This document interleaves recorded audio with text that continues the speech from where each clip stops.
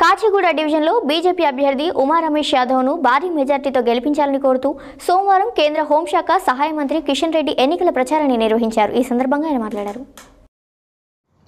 కాచిగూడ డివిజన్లోని బీజేపీ అభ్యర్థి ఉమా రమేష్ యాదవ్ను భారీ మెజారిటీతో గెలిపించాలని కోరుతూ సోమవారం కేంద్ర హోంశాఖ సహాయ మంత్రి కిషన్ రెడ్డి ఎన్నికల ప్రచారం నిర్వహించారు. అనంతరం ఆయన మాట్లాడుతూ బీజేపీ అభ్యర్థి ఉమా రమేష్ యాదవ్ను భారీ మెజారిటీతో గెలిపించి టీఆర్ఎస్ ప్రభుత్వానికి తగిన గుణపాఠం చెప్పాలని ఆయన పిలుపునిచ్చారు.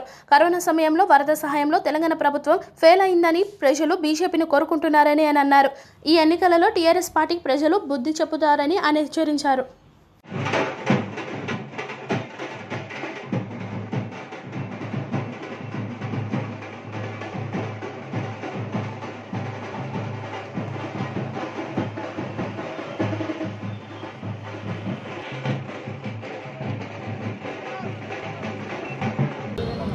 జిహెచ్ఎంసీ ఎన్నికలు సమీపిస్తున్నాయి.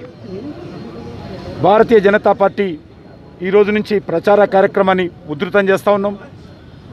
వేలాది మంది బీజేపీ కార్యకర్తలు ఇంటింటికి వెళ్ళి ఓటర్లను కలిసేటువంటి కార్యక్రమం ప్రారంభిస్తారు.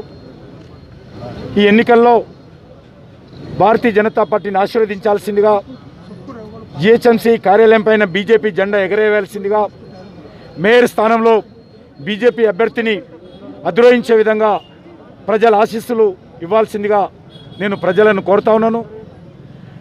గత 5 సంవత్సరాలుగా ఇక్కడ అధికారంలో ఉన్నటువంటి టీఆర్ఎస్ పార్టీ ప్రజల మౌలిక వసతులు కల్పించడంలో పూర్తిగా వైఫల్యం చెందింది.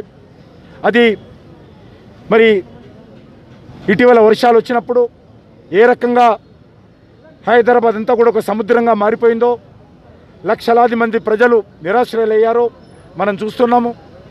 దాంతోపాటు హైదరాబాద్ జిహెచ్ఎంసీలో పూర్తిగా అవినీతి విలేతాండవం చేస్తూ ఉంది. కేటీఆర్ గారు మొన్న చెప్పారు 67,000 కోట్ల రూపాయలు ఖర్చు పెట్టామని. మరి 67,000 కోట్ల రూపాయలు ఎక్కడ పోయాయి? ఎవరి జేబులోకి పోయాయి?